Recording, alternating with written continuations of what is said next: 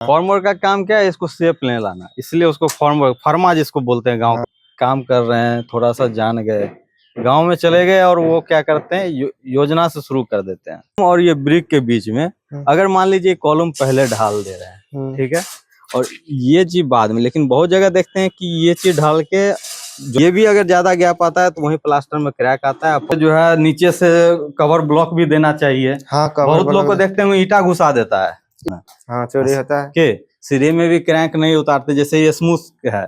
नीचे बहुत जगह देखते होंगे कि यहाँ पतला हो जाता है, वहां जाकर मोटा कर देता है। वो काहे होता है। आज साइड पे फिर से आए, और एक जो स्किल्ड मैसन है और अनस्किल्ड मैसन, इन दोनों का कंपैरिजन एक मैसन के द्वारा ही करेंगे। और ये इस साइड पे शुरू से लगातार वर्क कर रहे हैं। 26 जनवरी से काम शुरू हुआ है यहाँ पे। जो इसमें आप शुरू से लगे रहे हैं। तो गांव घर में देखते होंगे बहुत तरह से मिस्त्री लोग क्या आता है, काम कर रहे हैं, थोड़ा सा जान गए, गांव में चले गए और वो क्या करते हैं, योजना से शुरू कर देते हैं और अपने आप को बाद में समझते हैं कि जो है, जो हम जिनसे हम सीखे हैं काम, उससे भी ज्यादा जान गए हैं। तो वहाँ पे क्या होता है, कभी कभी इंजीनियर को भी जो है, वो लोग गांव घर में इंजीनियर का उतना वैल्यू नहीं दे पाते हैं।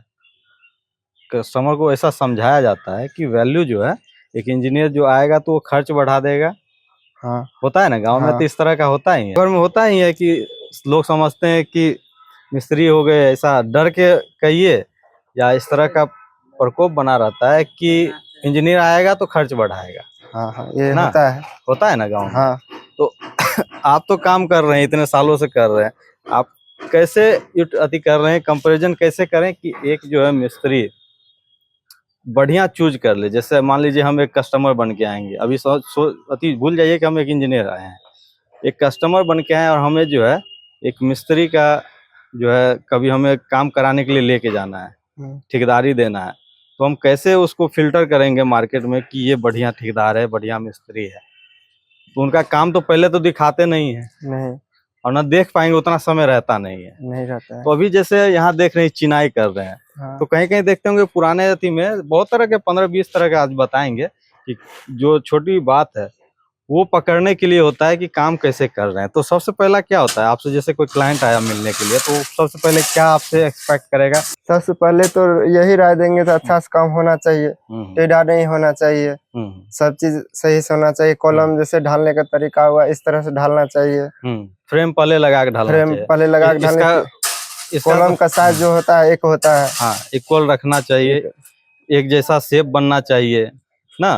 फॉर्मवर्क का काम क्या है, इसको शेप लेने लाना, इसलिए उसको फॉर्मवर्क, फर्मा जिसको बोलते हैं गांव की भाषा में, फर्मा लगाना। तो फर्मा बेसिकली क्या है, इस आरसीसी को एक शेप दिया। ऐसे आरसीसी छीड़ दीजिएगा तो क्या वो जम के भी वैसा ही रहेगा, लेकिन उसे जमाने के लिए रेनफोर्समेंट और कंक्रीट को मिला के आरसीसी बनाने के लिए हमें जो है एक सांचा में ढालना है, तब ये कॉलम का शेप ले लिया। क्या अगर इसको सीधा फ्लैट में करेंगे तो ये स्लैब का शेप ले लेगा। तो ये हो जाएगा प्रोसीजर। लेकिन इसके बीच का जो प्रोसीजर होता है, जैसे आइए यहाँ पर आइए दिखाते हैं, धीरे धीरे बढ़ते आइए। ये चीज है, यहीं से शुरू करते हैं। ये कॉलम और ये ब्रिक के बीच में अगर मान लीजिए कॉलम पहले ढाल दे रहे हैं, ठीक है, और ये चीज बाद में, लेकिन बहुत जगह देखते हैं कि ये चीज ढाल के जोड़ाई करके तब ढलाई करते हैं। इसमें दोनों में अंतर क्या है? इस दोनों में यही अंतर है कि उसमें कॉलम एक बराबर नहीं होता है, और इसमें ये होता है कॉलम सही आता है, एक्चुअल आता है। इसका दूसरा कारण भी है, इसका ईटा का प्रॉपर्टी है, कितना भी पानी पटा लीजिएगा, अभी भी तराई किया हुआ है, ये कुछ ना कुछ अंश छूट जाता है। जो छूटेगा ही, तो इसका प्रॉपर्टी हमेशा है कि इसका भी पानी खींचेगा। खींचेगा तो इसका जो मॉइस्चर इसमें बचा हुआ है, ये क्या करेगा, इसका मॉइस्चर खींचेगा। मॉइस्चर खींचेगा तो इसका 50% आरसीसी का जो इसका स्ट्रेंथ होना चाहिए वो घट जाता है। और इसीलिए सबसे पहले अगर फ्रेमवर्क कर रहे हैं तो फ्रेमवर्क सबसे बढ़िया है, पहले फ्रेमवर्क कर लीजिए, इसको आप ढलाई कर लीजिए, तब जोड़ाई करें। अगर इसके बाद कर रहे हैं तो इसके साथ ही साइड में जो वर्क चल रहा है उसको स्मूथ लेके चलिए। जैसे आप लोग कर रहे हैं अभी स्मूथ, दोनों सरफेस ले रहे हैं, दोनों के बीच में 6 mm गैप भी है, ये भी ज्यादा गैप नहीं है। अगर नजदीक आके दिखाएंगे तो ये भी गैप जो है इक्वल है। ये भी अगर ज्यादा गैप आता है तो वहीं प्लास्टर में क्रैक आता है, फफूंदी निकलता है, जो कहता है ना कि मॉइस्चर आ गया है। इसी कारण ये जितना कम रहेगा, चूंकि हमको जुड़ाई करना है, दोनों ईंट से ईंट जोड़ के इसको शेप दे देना है। तो ये जितना कम रहेगा उतना अच्छा रहेगा, उतना जो है पेंट पुट्टी करने में अच्छा रहता है। अब आता है कि जब इंजीनियर जब आपको फाउंडेशन का डिजाइन दे दिए, आरसीसी में कितना सरिया चलना है, कहाँ कॉलोनी में कितना लेके जाना है, साइज कहाँ देना है, गांव घर में क्या करते हैं कि खुद से जो है उसको अति कर लेते हैं, गड़बड़ा देते हैं। हाँ 16 ने बारही चला दीजिए कहते हैं ना। गांव में काहे 16 चलाइएगा, बहुत खर्चा उठ जाएगा, कॉलम 15 है तो इसको 10 ही करने दीजिए। फ्यूचर प्लान एक होता है कि 4 मंजिल 5 मंजिल जाना, लेकिन गांव में सबको नकार दिया जाता है। उसके बारे में आप क्या कहिएगा, वैसे जो ठेकेदार हैं जो सजेस्ट करते हैं लोगों को? उसके बारे में यही कहना चाहिए, जहाँ जिस जगह जो चीज लगना चाहिए वहाँ लगाना चाहिए। इंजीनियर तो उतना उस चीज को शोध किया है, उस पर पढ़ाई किया है, उसके बारे में वो जान रहा है कि कहाँ पे कितना जो है हमें चलाना चाहिए ना। कभी फाउंडेशन देखते होंगे, बेस का 5.5 इंची फ्लैट आइसोलेटेड बेड होता है, कहीं कंबाइंड फुटिंग होता है, कहीं देखते होंगे कि जो है मेट फाउंडेशन होता है जो पूरा ढालते होंगे नीचे। ढलाई जो करते होंगे 2-2 फीट मोटा में करते हैं ना। तो वो सब चीज एक कैलकुलेशन है। लेकिन अगर यही चीज छोड़ दिया जाए शहर में, तो मान लीजिए अगर गलती हुआ तो तोड़ देना है। लेकिन गांव में तोड़ नहीं सकते हैं, नहीं हो पाता है, संभव ही नहीं है, क्योंकि वहाँ पे मिडिल क्लास फैमिली ही रहता है। उसको पाई जोड़ के घर बनाना है। लेकिन डिजाइन जब मिलता है तो वही चीज देखना है कि जनरली 3 मंजिल 4 मंजिल हर गांव में अब जा रहा है। कोई 1 मंजिल डिजाइन करके छोड़ता नहीं है। तो कभी भी जो डिजाइन होगा उस पे जो है कंप्रोमाइज नहीं करना चाहिए। जो सरिया लिख के दे दिया गया है उसका कंप्रोमाइज नहीं होना चाहिए। दूसरी चीज है, जब कास्टिंग के समय आता है तब जो बांस वाला लगाते हैं, इसमें आप किए काम 3 छत यहाँ हो गया, 1 छत वहाँ ढाले हैं। क्यूरिंग और उसके बीच का जो टाइमिंग है, वो टाइमिंग जो सर्टेन टाइम है, तो उसमें आप लोग कैसे काम करते हैं? छत ढलाई से जो प्रोसीजर है शुरू कैसे करते हैं? छत ढलाई पहले सेंटरिंग करते हैं। सेंटरिंग में कैसे करते हैं? सेंटरिंग का पहले मान लीजिए एक बार चलें, उस पर चल सकते हैं, बताइए। तब इसमें जो शुरुआत होता है तो यहाँ पर भी लोग गलती कर देते हैं, मिट्टी उट्टी बैठ जाता है, कभी ऊपर से छत का जो अनइवन होने के कारण कभी देखते होंगे कहीं 5 इंची कहीं 4 इंची ढलाई होता है। होता है ना। बताइए तो कैसे उससे बचा जाए? उससे पहले बचने के लिए सेंटरिंग मजबूत रखना चाहिए। ठीक, सोचना चाहिए कि जब मिट्टी बैठ रहा है तो उस पे ईंट लगा देना चाहिए। नीचे ईंट लगा के बराबर करके उसके बाद सेंटरिंग करना चाहिए। फिर छड़ मान के चलिए, अगर छड़ बांधने से पहले लेवल किए हैं, फिर अगर मिट्टी बैठ गया है तो छड़ बांध के बैठेगा ही मिट्टी, तो छड़ बांध के भी लेवल किया जाता है।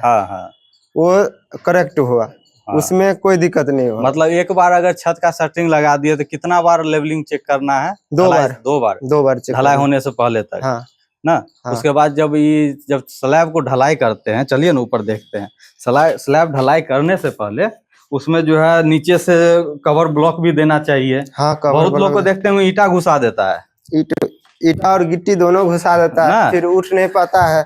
उठता नहीं है ईटा, जो क्या करेगा, मान लीजिए चढ़े दब गया तो सट गया नीचे। सट गया ना, ऊपर से सट जाएगा। उसके बाद जो है, उसके बाद क्या होता है कि कभी उसमें मान लीजिए पानी सोखेगा नीचे से प्लास्टर में, और वहाँ जंग लगेगा तो छत जो है वहीं से क्रैक करता है। ईटा तो पानी सोखेगा ना, बहुत जगह देखते होंगे ऐसा करता है। करता है, ईटा घुसा देता है उसमें, तो छड़ में जंग लगा तो स्लैब कैसे बचेगा?